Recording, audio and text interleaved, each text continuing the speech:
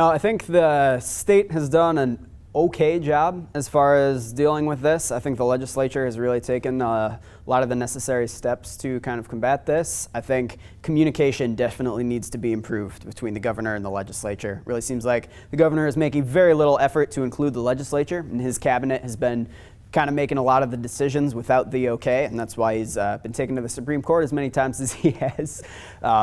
I think one thing that really needs to be resolved if we're gonna get this thing taken care of is we really need to be a unified front coming at this thing and actually having those conversations and working together to find a balance.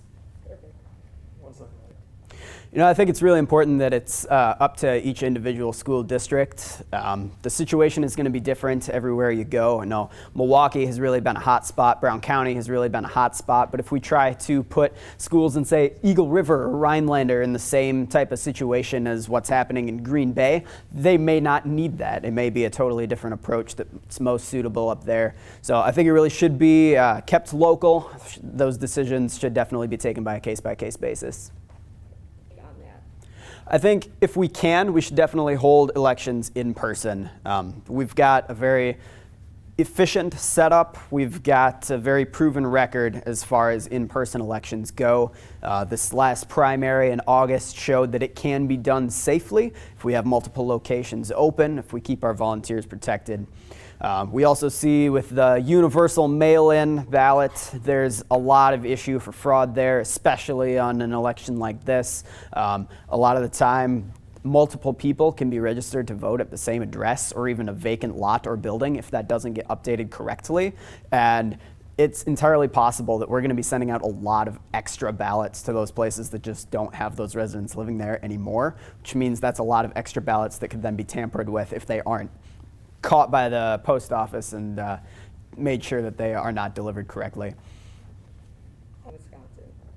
I think in Wisconsin, we need to recognize that we all want the same thing. No matter which side of this issue you fall on, if we're even calling it sides at this point, I think we've got to recognize that everybody essentially wants peace, opportunity, and equality. Right now, we've got people who are looking at it from the perspective of we have never been in a better place as far as race relations.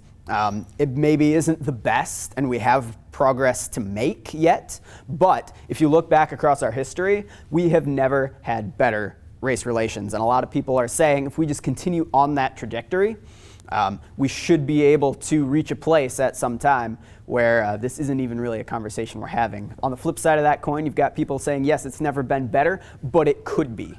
That's a major part of what's driving a lot of these protests and riots. This is what the kind of the George Floyd situation and what's going on in Kenosha, a lot of that is in reaction to that reality that it could be better than it is. So what we really need to do is come together and say, hey, we're all fighting for the same things here. No matter which side of this issue you fall on, we at least have some common ground. It's not that some of us are benefiting on the oppression of others. It's not that some of us just want to have a good time by rioting and destroying things. Ultimately, we're all fighting for the same thing.